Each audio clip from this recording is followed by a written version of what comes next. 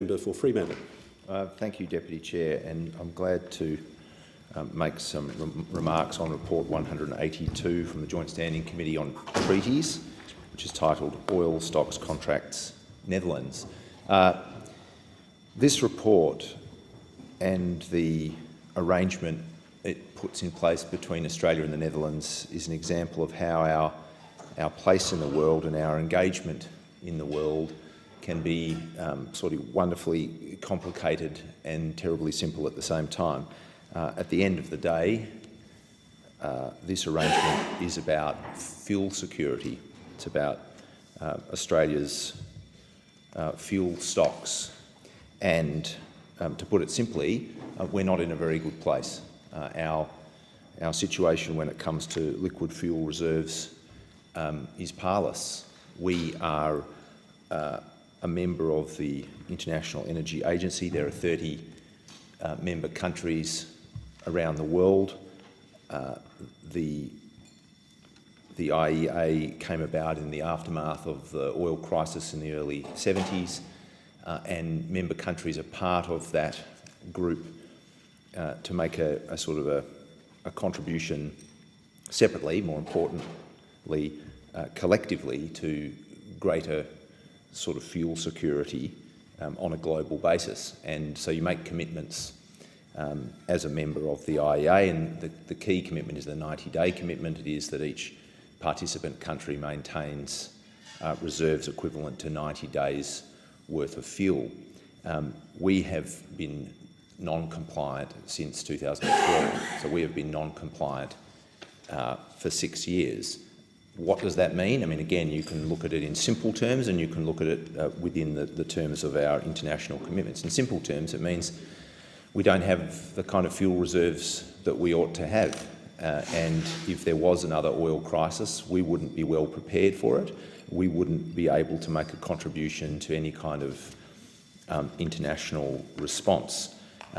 Comparatively, are there other member nations that are from time to time non-compliant? Yes, of course. But just to give you a sense of the scale of our non-compliance, since 2008 there have only been 2 other member countries who have been non-compliant. They are Turkey and Luxembourg, I'm going to say. And their non-compliance was relatively minor.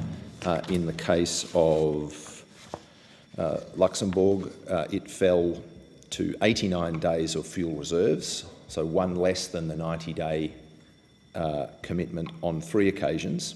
Turkey fell from 90 to 88 days once in 2009, and from 90 to 86 days earlier this year. Those are the instances of other member countries being non-compliant since 2008. We currently have reserves equivalent to about 50 days worth.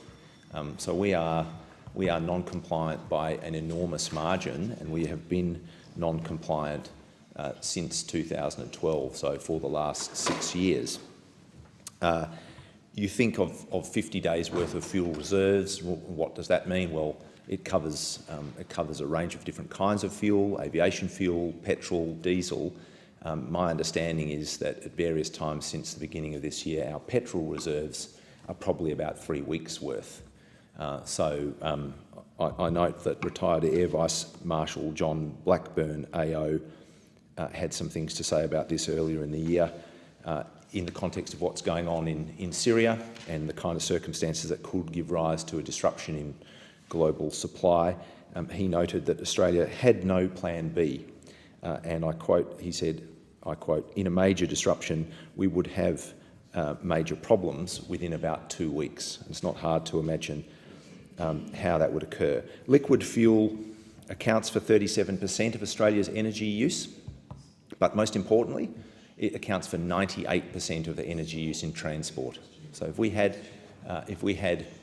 a crisis in relation to our liquid fuel reserves, if global supply was disrupted, there was some sort of crisis akin to circumstances we have seen a number of times over the last few decades, within 3 weeks we would have a major problem in our cities, in our freight networks.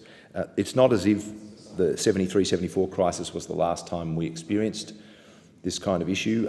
Obligations under the IEA have been triggered a number of times since then. In 1991, in the context of the first Iraq War, in 2005, around the time of Hurricane Katrina, and more recently in 2011 with the turmoil in Libya. So there are times when obligations of member countries are triggered under the IEA arrangements.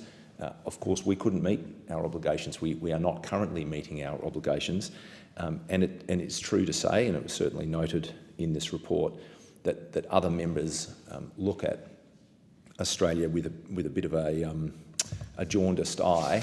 They take a bit of a dim view of our performance in that respect, because it is a collective arrangement. It only really works if all member countries hold up their side of the bargain, and we are not holding up our side of the bargain. So what this particular treaty facilitates is the purchase of tickets from the Netherlands. Those tickets are essentially an option to either take or otherwise disperse fuel reserves that the Netherlands have. It comes at a cost. Those tickets over the next 2 financial years will cost some $24 million to the Commonwealth just to have that option. Why are we doing it? We're doing it because the government has made some commitments to the IEA in relation to our non-compliance. Those commitments have 2 phases. Phase 1 is this early stage where we purchase tickets that give us access to these reserves that the Netherlands hold. Phase 2 is the much more interesting, important and difficult phase, because in Phase 2, apparently, we're going to get to full compliance.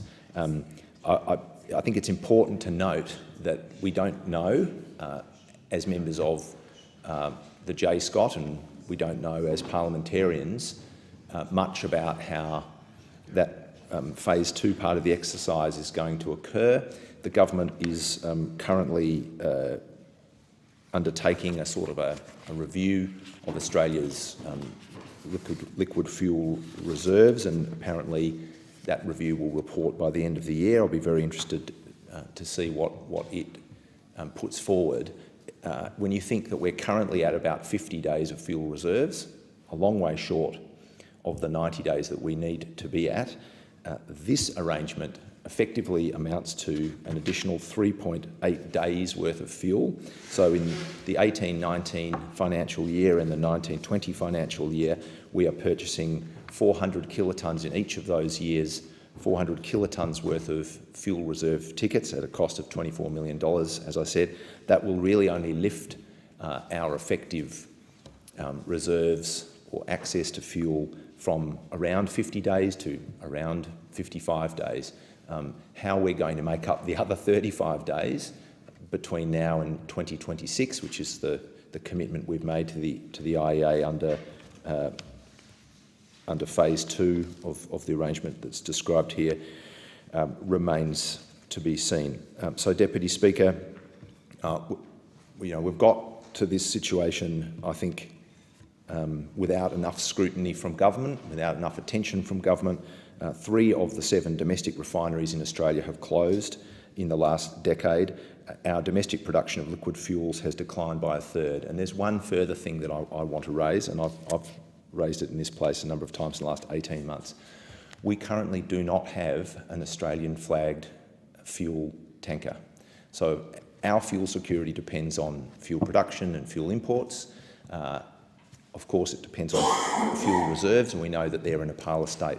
But everything that comes to this country comes by sea, and it is intolerable that we're in the situation of not having the sovereign self-sufficiency, the sovereign capacity to transport fuel here, and that is a result, unfortunately, of this government's very, very harmful policies in relation to shipping. They seem to be intent on bringing Australian shipping as we know it to an end. I want to thank all the members of the JSCOT who participated in this report. The member for Macquarie, who's going to speak after me, did a lion's share of that work. I actually wasn't on the committee for the last several months. I'm very glad to be back on the committee. This is an example of the important work that it does.